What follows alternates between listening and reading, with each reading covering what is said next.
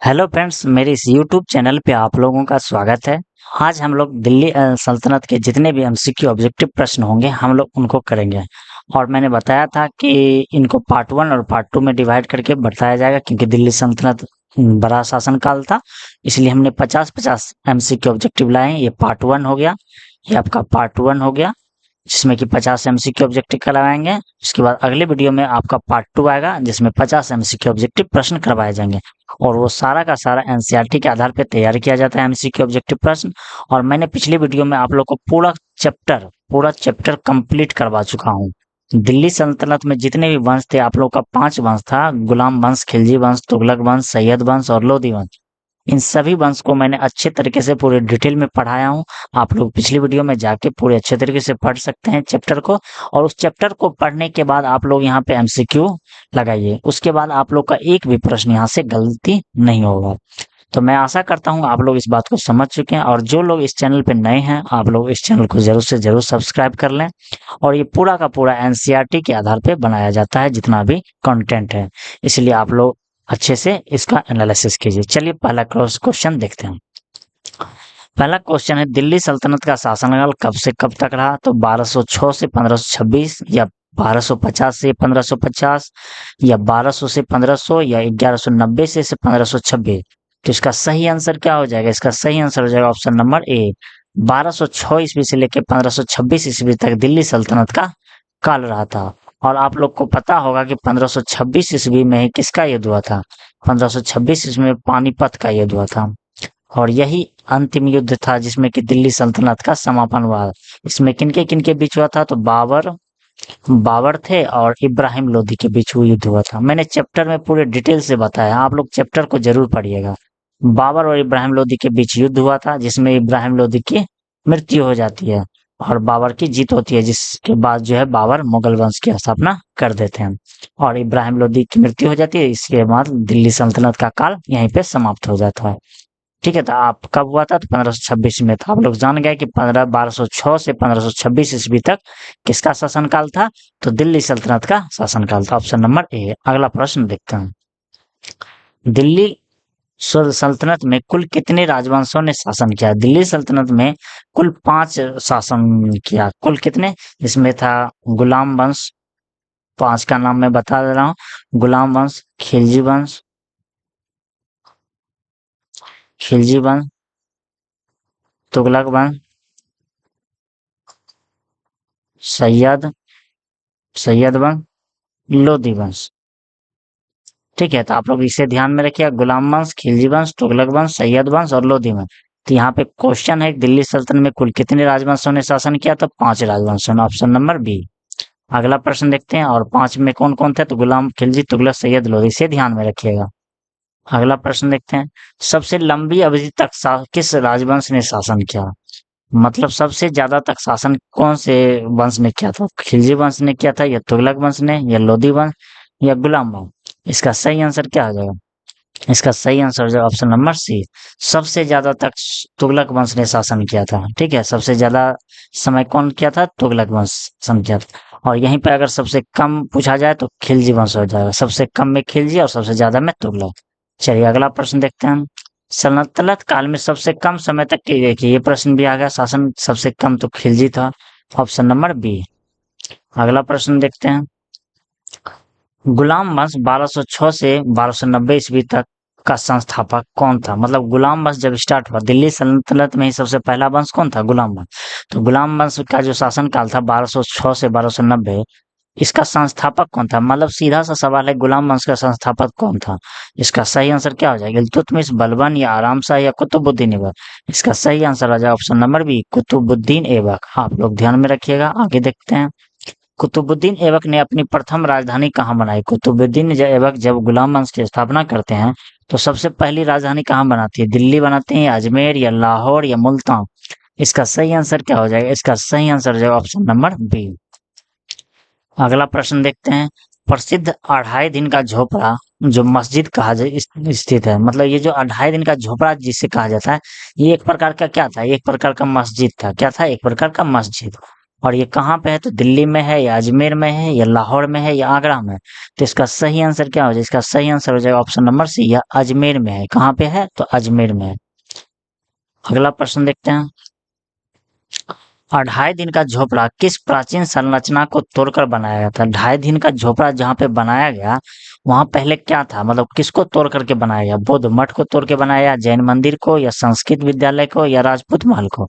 इसका सही आंसर क्या हो, इसका सही आंसर हो जाए ऑप्शन नंबर बी, संस्कृत विद्यालय था वहां पे, उसको तोड़ के यहाँ पे 2.5 दिन का झोपड़ा बनवाया गया था। आगे बढ़ते हैं।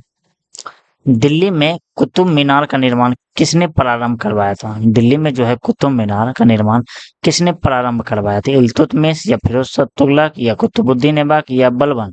इसका सही आंसर क्या हो जाएगा, और सही आंसर हो जाएगा ऑप्शन नंबर बी। यहाँ पे एक कंफ्यूजन होगा आप लोग का, वो दूर कर दे। इसका सही आंसर क्या हो जाएगा ऑप्शन। यहाँ पे सवाल है, दिल्ली में कुतुब मीनार का निर्माण किसने प्रारंभ किया। अगर निर्माण के बारे में या नींव किसने डाला, इस प्रकार के प्रश्न आएंगे तो क्या होगा आंसर, कुतुब मीनार, कुतुबुद्दीन ऐबक। मतलब इसकी नींव डाला है, मतलब स्टार्टिंग किसने करवाया था, ये कुतुबुद्दीन ऐबक ने। किसकी याद में करवाया था, बख्तियार काकी एक सूफी संत थे, उसी की याद में दिल्ली में कुतुब मीनार का निर्माण करवाया था।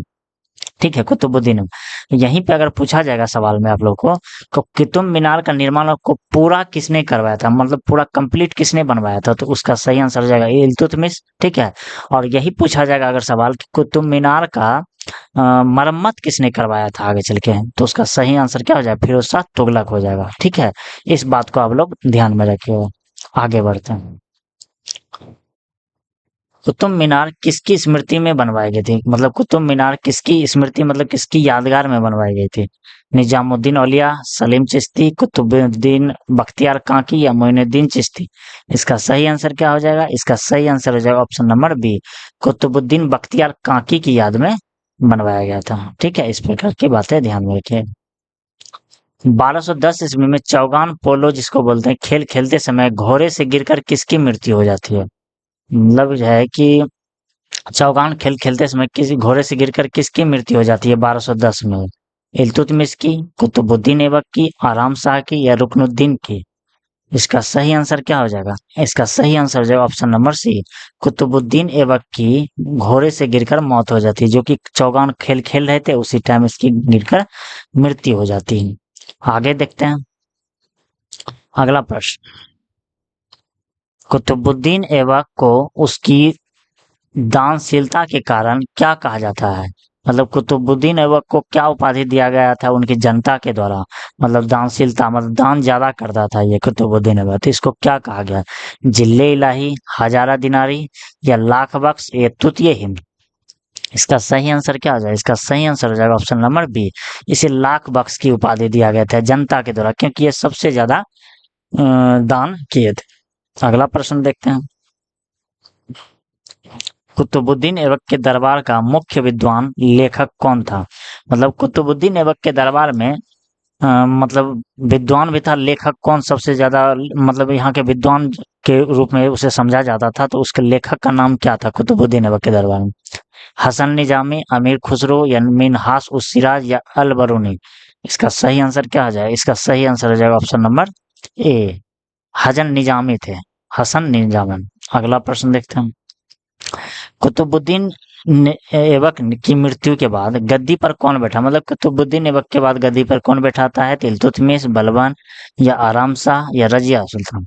इसका सही आंसर क्या हो जाएगा, इसका सही आंसर हो जाएगा ऑप्शन नंबर बी, आराम शाह। कुतुबुद्दीन ऐबक के बाद गद्दी पर कौन बैठता है, तो आराम से। अगर आप लोग इस चैनल को सब्सक्राइब नहीं किए हैं तो आप लोग चैनल को जरूर से जरूर सब्सक्राइब कर लें। पूरा का पूरा एनसीईआरटी के आधार पे मैंने यहाँ पे बताया जा रहा है, और पूरा पहले चैप्टर पढ़ाया जाता है, उसके बाद जस्ट उसके बाद अगले वीडियो में उसका एमसीक्यू ऑब्जेक्टिव करवाया जाता है। और इसलिए करवाया जाता है क्योंकि आप लोग को किसी सवाल में कोई डाउट ना रहे, किसी चैप्टर में कोई कंफ्यूजन ना रहे, किसी प्रकार की दिक्कत का सामना ना करना पड़े आप लोग को, इसलिए मैंने पूरे अच्छे तरीके से ही पूरी हिस्ट्री को कंप्लीट करवा रहा हूँ। और इसी प्रकार मैंने एंशिएंट हिस्ट्री को कंप्लीट करवा चुका हूँ, चैप्टर प्लस एमसीक्यू ऑब्जेक्टिव साथ ही करवाया, उसका कंप्लीट है। उसके बाद यहाँ पे आप लोग का मिडावल हिस्ट्री चल रहा था, मिडावल हिस्ट्री में भी आप लोग का कई चैप्टर समाप्त हो चुका है, दिल्ली सल्तनत लगभग खत्म हो गया है, और अब आगे हम लोग पढ़ेंगे मुगल काल के बारे में। ठीक है, तो आप लोग इस चैप्टर को सब्सक्राइब जरूर से जरूर, इस चैनल को सब्सक्राइब जरूर से जरूर कर लें। ठीक है, धन्यवाद। आगे बढ़ते हैं, अब अगला प्रश्न देखते हैं। आराम शाह की हत्या करके गुलाम वंश का सुल्तान कौन बना? मतलब आराम शाह ज्यादा कुछ कर नहीं पाए थे, तो इसकी हत्या करके गुलाम वंश का स्थापना किसने कर दिया? सुल्तान कौन बना? तो ऑप्शन है बलबन, रुकनुद्दीन या इल्तुतमिश या बललोदी। इसका सही आंसर क्या हो जाएगा? इसका सही आंसर हो जाएगा ऑप्शन नंबर बी, इल्तुतमिश। इसकी हत्या करके किसे कौन बैठ गए? और इल्तुतमिश को ही क्या कहते हैं वास्तविक वो भी क्वेश्चन देखिए आ गया। दिल्ली सल्तनत का वास्तविक संस्थापक किसे माना जाता है? तो किसे कहा जाता है? तो इल्तुतमिश को। किसे कहा जाता है? इल्तुतमिश के। ऑप्शन नंबर बी हो जाएगा। ठीक है, चलिए आगे बढ़ते हैं और अगला प्रश्न देखते हैं। राजधानी को लाहौर से दिल्ली स्थानांतरित करने वाला सुल्तान कौन था? पहले राजधानी लाहौर था, उसके बाद यहाँ से बदल करके कहाँ ला दिया? दिल्ली।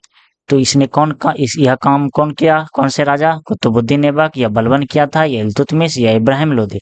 इसका सही आंसर क्या हो जाएगा? इसका सही आंसर हो जाएगा ऑप्शन नंबर बी, इसे इल्तुतमिश ने किया था। ठीक है, आगे बढ़ते हैं।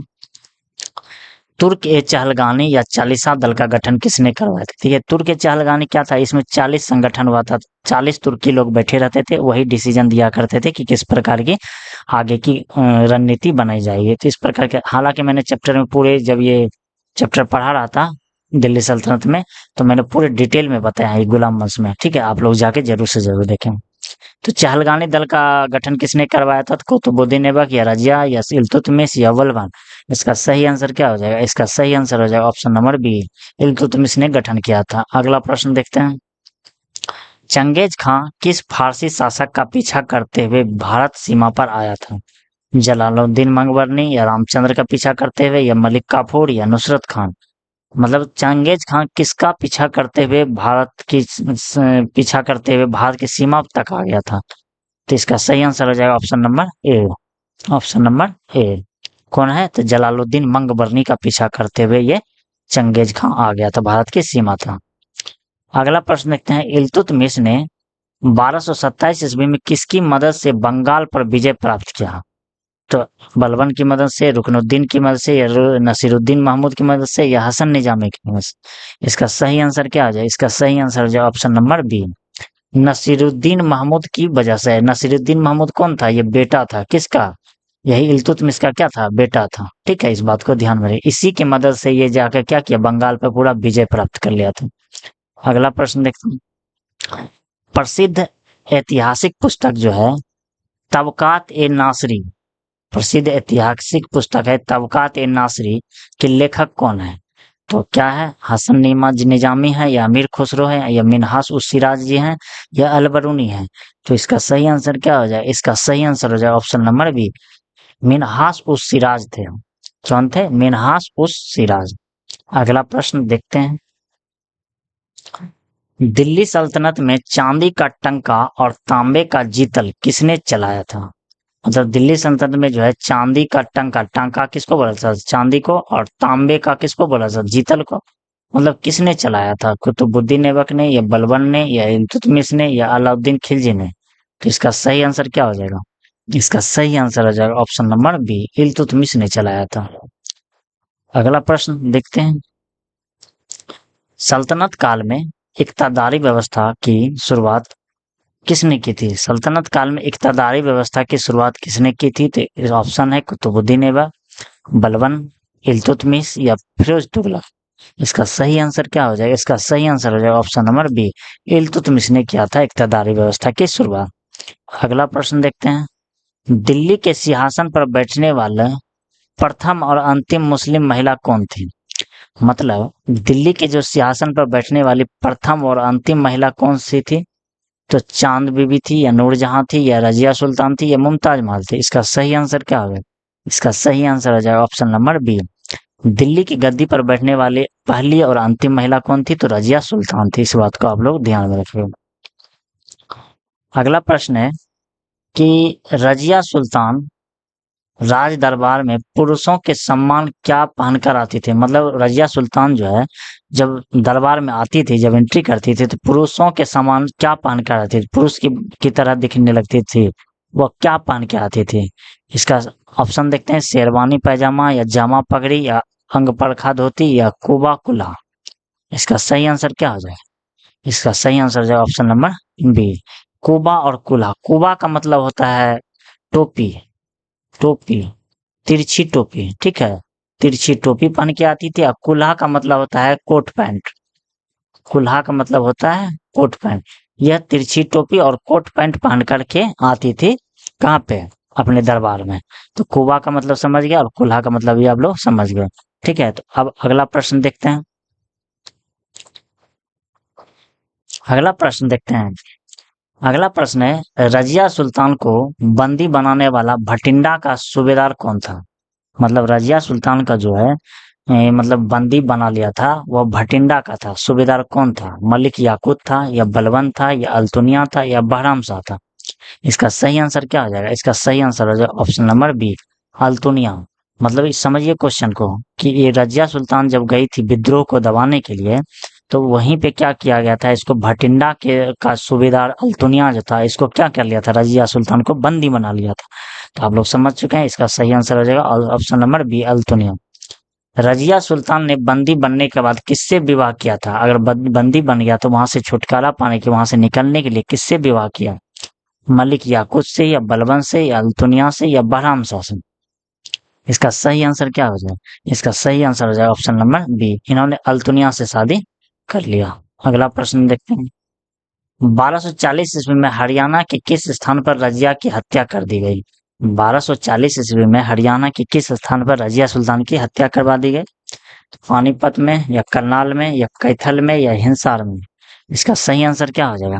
इसका सही आंसर हो जाएगा ऑप्शन नंबर बी, कैथल जगह था, वहीं पे रजिया सुल्तान की हत्या करवा दी जाती है। अगला प्रश्न देखते हैं। चालीसा दल जो तुर्क के चहलगानी को पूरी तरह से समाप्त किसने किया था? और पता है, इन्हीं 40 तुर्क जो सरदार था, इन्हीं की वजह से क्या हुआ कि रजिया सुल्तान की मृत्यु हुई थी। आप लोग इस बात को ध्यान रखें, रजिया सुल्तान की मृत्यु थी, यही मरवाया था, ठीक। और आगे चल के यही 40 तुर्क सुल्तान चहलगानी को पूरी तरह से किसने समाप्त कर दिया? तो रजिया सुल्तान, या अलाउद्दीन खिलजी, या बलबन, या सिकंदर लोधी? इसका सही आंसर क्या हो जाए? इसका सही आंसर हो जाए ऑप्शन नंबर बी। जब रजिया सुल्तान, जब इस वंश के बाद जब बलबन गद्दी पर बैठता है, तो बलबन को पता था कि ये 40 जो दल है, 40 गठन का जो 40 दल का है, ये बहुत ही राजनीतिक करता था। इसी वजह से इसको क्या कर दिया, ये इसका समाप्त कर दिया, पद ही यहाँ से हटा दिया इसको। अगला प्रश्न, इसका सही आंसर क्या हो जाएगा? ऑप्शन नंबर बी, ध्यान में रखिएगा इस क्वेश्चन का। अगला प्रश्न देखते हैं। पारसियों के प्रसिद्ध नैरोज उत्सव की शुरुआत किसने की? वो जो नैरोज प्रथा होती है, नैरोज उत्सव भी कह सकते हैं हम लोग, उसको किसने शुरुआत की? तो इल्तुतमिश ने, या जलालुद्दीन खिलजी ने, या बलबन ने, या फिरोज खिलजी ने?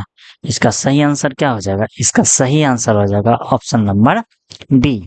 इसका सही आंसर क्या हो जाएगा? ऑप्शन नंबर बी, बलबन ने शुरुआत किया था। अगला प्रश्न है, स्वयं को जिल्ले इलाही अल्लाह की छवि घोषित करने वाला सुल्तान कौन था? मतलब कौन था जिसने अपने आप को जिल्ले इलाही कहा और अल्लाह की छवि हूं मैं, यह किसने कहा? इल्तुतमिश ने कहा, अलाउद्दीन खिलजी, या बलबान, या बहलोल लोधी? इसका सही आंसर क्या हो जाएगा? इसका सही आंसर हो जाएगा ऑप्शन नंबर बी, बलबन ने कहा था। अगला प्रश्न देखते हैं। राज दरबार में सजदा और पैबोस, राज दरबार में सजदा और पैबोस प्रथा की शुरुआत किसने करवाया था? सजदा और पैबास की शुरुआत देखिए, ऑप्शन पहले देखते हैं, इल्तुतमिश ने, या बलबन ने, या अलाउद्दीन खिलजी ने, या सिकंदर लोधी ने? तो इसका सही आंसर क्या हो जाएगा? इसका सही आंसर हो जाएगा ऑप्शन नंबर सी, इन्होंने बलबन ने स्टार्ट किया था सजदा और पैबास। देखिए सजदा मतलब क्या होता था, सजदा भी कहीं कहीं रहता है लिखा हुआ। सजदा मतलब होता है सिर झुकाकर प्रणाम करो, सिर झुकाकर, सिर झुकाकर प्रणाम करो। किसको? राजा को, या बलबन को? बलबन को क्या करो? सिर झुकाकर प्रणाम करो। बलबन, बलबन को जो है सिर झुका, सीधा मतलब होता है सिर झुकाकर प्रणाम करो। अगर राजा के सामने आए हो तो सिर झुकाकर प्रणाम पहले करना होगा। अगर राजा से कुछ बातें करनी हो तो उसके पैरों की चुम्बी लेना पड़ेगा, पैरों की, पैरों को चूमना होगा, ठीक है। मतलब पैबोस का मतलब ही होता है पैरों को चूमना, मतलब पैर को पहले चूमा जाएगा, उसके बाद राजा से बात किया जाएगा। इस तरह की प्रथा किसने चलाए थे? तो यही चलाए थे बलबन ने। चलिए आगे बढ़ते हैं। विरोधियों के खिलाफ कठोर और लौह एवं रक्त की नीति किसने अपनाई? लौह एवं रक्त की नीति किसने अपनाई थी? तो बलबन था, गयासुद्दीन तुगलक या अलाउद्दीन खिलजी या इल्तुतमिश। इसका सही आंसर क्या हो जाए? इसका सही आंसर हो जाए ऑप्शन नंबर ए, बलबन ने ही लौह एवं रक्त नीति की अपनाई थी। ठीक है, इस प्रकार की नीति यही लागू किया था। और आप लोग को अगर यहाँ पे क्वेश्चन में किसी प्रकार का डाउट होता है, जैसे कि कोई चीज अब आप लोग को नहीं समझ में आ रहा है कि लौह एवं रक्त नीति क्या है, क्यों है, तो ये पूरा डिटेल हमने चैप्टर में बताया है। हमने पूरे चैप्टर में पूरे डिटेल में बताया है कि लौह रक्त नीति क्या था, क्यों अपनाया गया था, हर कारण के साथ मैंने बताया। तो आप लोग चैप्टर को जरूर देखिए, पीछे वीडियो में जाके बलबन में जाके देखिए, मैंने पूरा हिस्ट्री अच्छे तरीके से चैप्टर को पढ़ाया हूँ, तो आप लोग जरूर से जरूर वहां देखें। आगे देखते हैं, इसका आंसर हो जाएगा बलबन। आगे बढ़ते हैं। प्रसिद्ध राजकवि अमीर खुसरो किस सुल्तान के दरबारी कवि थे? प्रसिद्ध राजकवि जो अमीर खुसरो जी थे, वो किस सुल्तान के दरबारी कवि थे? तो इल्तुतमिश या कुतुबुद्दीन ऐबक या बलबन या बहलोल लोधी। इसका सही आंसर क्या हो जाएगा? इसका सही आंसर हो जाएगा ऑप्शन नंबर बी है, ये बलबन के दरबार में रहते थे। अगला प्रश्न है, खिलजी वंश जो 1290 से 1320 ईस्वी का संस्थापक था, कौन था? मतलब संस्थापक कौन, मतलब खिलजी वंश का संस्थापक कौन था? खिलजी वंश का शासन काल ये दिया हुआ कि 1290 से लेके 1320 है, लेकिन इसका संस्थापक कौन है? तो इसका संस्थापक हो जाएगा अलाउद्दीन खिलजी था, या मलिक काफूर था, या जलालुद्दीन फिरोज खिलजी, या गयासुद्दीन तुगलक। इसका सही आंसर क्या हो जाएगा? इसका सही आंसर हो जाएगा ऑप्शन नंबर बी, खिलजी वंश का संस्थापक है जलालुद्दीन फिरोज खिलजी है। इस बात को आप लोग ध्यान में रखेंगे। आगे बढ़ते हैं। अलाउद्दीन खिलजी ने देवगिरी के किस शासक पर आक्रमण किया था? अलाउद्दीन खिलजी जो है देवगिरी के किस शासक पर आक्रमण किया था? रामचंद्र देव या बीरबल, अच्छा सॉरी बीर बल्लाल, या प्रताप रुद्र देव, या राणा हम्मीर। इसका सही आंसर क्या हो जाएगा? इसका सही आंसर हो जाएगा ऑप्शन नंबर ए, रामचंद्र देव पर इन्होंने आक्रमण किया था। अगला प्रश्न देखते हैं। अलाउद्दीन खिलजी ने जलालुद्दीन खिलजी की हत्या कहाँ करवाई थी? देखिए, अलाउद्दीन खिलजी जो है, जलालुद्दीन फिरोज खिलजी जो है, ये क्या थे? ये दिल्ली ये खिलजी वंश के संस्थापक थे। इस खिलजी वंश के संस्थापक जो थे, इनके क्या थे? चाचा थे। अलाउद्दीन खिलजी के क्या थे? चाचा थे ये। और इनकी हत्या किसने कर दी? अलाउद्दीन खिलजी ने। अब कहाँ पे किया, तो वही पूछा जा रहा है प्रश्न में कि अलाउद्दीन खिलजी जो है अपने चाचा जलालुद्दीन खिलजी की हत्या कहाँ पे करवाई? तो दिल्ली में, या करामणिकपुर में, या लाहौर में, या दौलताबाद में। तो इसका सही आंसर क्या हो जाएगा? इसका सही आंसर हो जाएगा ऑप्शन नंबर सी, करामणिकपुर में इन्होंने हत्या कर दी। अगला प्रश्न देखते हैं। सल्तनत काल में शराब पर पूर्ण प्रतिबंध लगाने वाला सुल्तान कौन था? शराब पर जो है पूर्णतः प्रतिबंध लगाने वाला सुल्तान कौन था? तो बलबन था, या मोहम्मद बिन तुगलक, या अलाउद्दीन खिलजी, या बहलोल लोधी। तो इसका सही आंसर क्या हो जाए? इसका सही आंसर हो जाएगा option number B, Alauddin Khilji थे। अगला प्रश्न देखते हैं। अगला प्रश्न है, दिल्ली के निकट प्रसिद्ध सीरी का किला किसने बनवाया था? दिल्ली के निकट जो प्रसिद्ध सीरी का किला है, वो किसने बनवाया था? तो इल्तुतमिश, या अलाउद्दीन खिलजी, या बलबन, या गयासुद्दीन तुगलक। तो इसका सही आंसर क्या हो जाएगा? इसका सही आंसर हो जाएगा option number C, Alauddin Khilji ने बनवाया था सीरी का किला। हमने चैप्टर में जब पढ़ाया था तो सीरी के किला के बारे में पूरे अच्छे तरीके से डीपली बताया था। आप लोग चैप्टर को जरूर से जरूर जाके देखिएगा, ठीक है, और इस चैनल को सब्सक्राइब जरूर से जरूर कर लें। अगला प्रश्न देखते हैं। सैनिकों को नगद वेतन और स्थायी सेना का गठन किसने किया? सैनिकों को नगद रूप से वेतन और स्थायी सेना का गठन किसने किया था? बलबन ने, या मोहम्मद बिन तुगलक ने, या अलाउद्दीन खिलजी, या सिकंदर लोधी। इसका सही आंसर क्या हो जाएगा? इसका सही आंसर हो जाएगा option number B, Alauddin Khilji ने किया था। अगला प्रश्न देखते हैं। अगला प्रश्न है, घोड़ों को एक सेकेंड, घोड़ों को दागने जिसे दाग और सैनिक का होलिया किसने शुरू किया? मतलब घोड़ों को दाग प्रथा और होलिया प्रथा की शुरुआत किसने किया था? मतलब दाग का मतलब क्या होता था पता है? जैसे घोड़ा था ना, उस पे चिन्ह दिया जाता, आग से जला करके वहां पे थोड़ा सा डैश मार्क करके दे दिया जाता। और सैनिक का जो है एक, जैसे अभी हम लोग समझते हैं यूनिफॉर्म जिसको बोलते हैं, सैनिक का होलिया मतलब सैनिक का एक ड्रेस बनाया जाता था कि ये मेरे दल का है, इस प्रकार का कोड दिया जाता था। तो इसकी शुरुआत किसने किया था? तो बलबन ने या गयासुद्दीन तुगलक ने या अलाउद्दीन खिलजी ने या बहलुल्लुद्दीन ने। तो इसका सही आंसर क्या हो जाएगा? इसका सही आंसर हो जाएगा option number B, Alauddin Khilji ने किया था। ठीक है, इस प्रकार की बातें ध्यान में रखिएगा। आगे देखते हैं। कुतुब परिसर के बाहर स्थित अलाई दरवाजा का निर्माण किसने करवाया? मतलब कुतुब परिसर के बाहर जो स्थित अलाई दरवाजा था का निर्माण किसने करवाया? इल्तुतमिश ने, अलाउद्दीन खिलजी ने या बलबन ने या फिरोज शाह तुगलक ने। इसका सही आंसर क्या हो जाए? इसका सही आंसर हो जाए option number C, Alauddin Khilji ने बनवाया था। ये कुतुब परिसर मतलब समझ रहा है? कुतुब परिसर मतलब होता है कुतुब मीनार। कुतुब मीनार के बाहर जो है उसी के बाहर, मतलब कुतुब मीनार के जस्ट बाहर सामने में, वहां पे अलाई दरवाजा का निर्माण करवाया था। और उसका निर्माण किसने करवाया था? तो अलाउद्दीन खिलजी ने। ठीक है, ऑप्शन नंबर सी। अगला प्रश्न देखते हैं। अलाउद्दीन खिलजी के प्रसिद्ध सेनापति मलिक काफूर को क्या कहा जाता है? मतलब ये जो अलाउद्दीन खिलजी के जो प्रसिद्ध सेनापति मलिक काफूर थे, उसको क्या कहा जाता है? लाख बख्श या तूतीय हिंद या हजारा दिनारी या जिले इलाही। इसका सही आंसर क्या हो जाएगा? इसका सही आंसर हो जाएगा ऑप्शन नंबर बी, इसे हजारा दिनारी भी कहते हैं। हजारे दिनारी क्यों कहा जाता है? क्योंकि इसको 1000 रुपया में गुजरात के में खरीदा था। कहाँ खरीदा था? गुजरात में। गुजरात में खरीदा था किसको? मलिक काफूर को। ठीक है, मलिक काफूर को 1000 रुपया में खरीदा था। इसी वजह से इसे हजारा दिनारी भी कहते थे। मतलब 1000 दिनार में, रुपया नहीं था, 1000 दिनार में खरीदा। उस समय दिनार चल रहा था, 1000 दिनार में खरीदा था। ठीक है, चलिए अगला प्रश्न देखते हैं। मलिक काफूर को गुजरात की किस खाड़ी से खरीदा गया था? देखिए वो प्रश्न भी आ गया कि मलिक काफूर को जो है गुजरात के किस खाड़ी से खरीदा गया था? सूरत बंदरगाह या कच्छ की खाड़ी से, खंभात की खाड़ी से या मन्नार की खाड़ी से।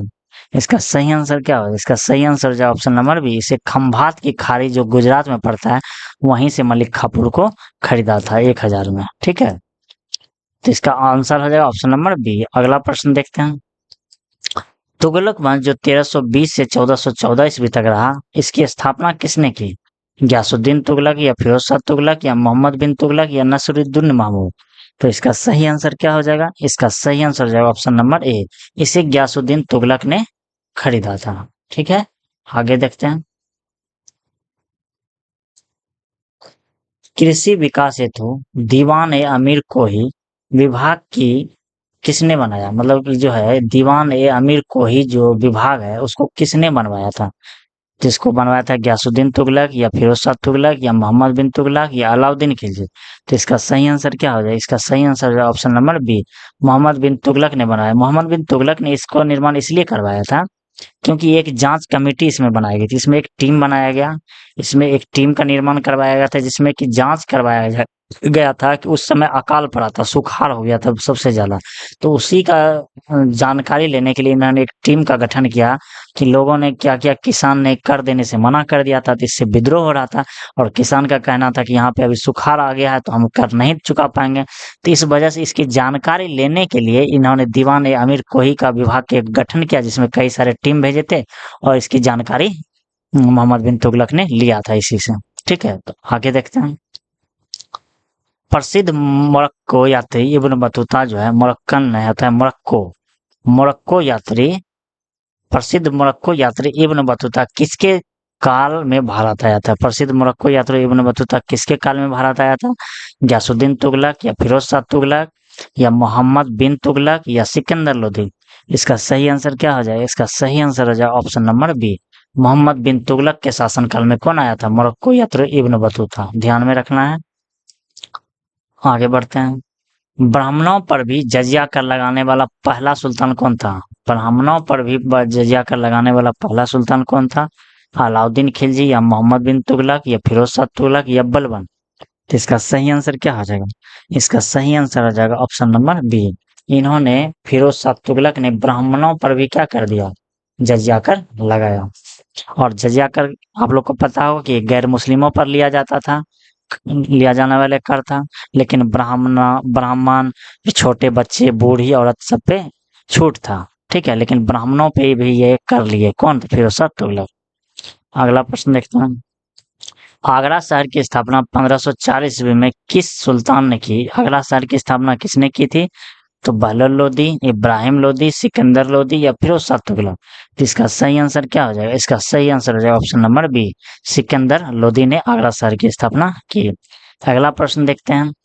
पानीपत के प्रथम युद्ध 1526 ईस्वी में बाबर ने किसे पराजित किया था? तो सिकंदर लोदी को, बहलोल लोदी को या इब्राहिम लोदी को या राणा संगा को। इसका सही आंसर क्या है? इसका सही आंसर हो जाएगा ऑप्शन नंबर बी।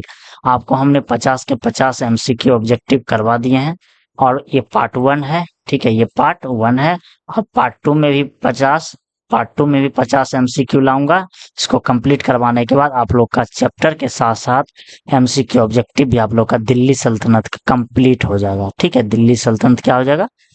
कंप्लीट हो जाएगा। दिल्ली सल्तनत जब कंप्लीट हो जाएगा इसके बाद हम लोग क्या पढ़ेंगे? उसके बाद मुगल काल पढ़ेंगे, जिसमें हम लोग बाबर, हुमायूं, अकबर, जहांगीर, शाहजहां, औरंगजेब के बारे में पढ़ते हुए आगे बढ़ते जाएंगे, ठीक है, इस प्रकार से। और ये पूरा का पूरा एनसीईआरटी के आधार पे पूरा टॉपिक बताया जाता है, तो आप लोग अच्छे से पढ़िए। और जो लोग इस चैनल पे नए हैं आप लोग इस चैनल को सब्सक्राइब जरूर से जरूर कर लें। और मिलते हैं अगली वीडियो में। आज यहीं तक रहने देते हैं, ठीक है, धन्यवाद।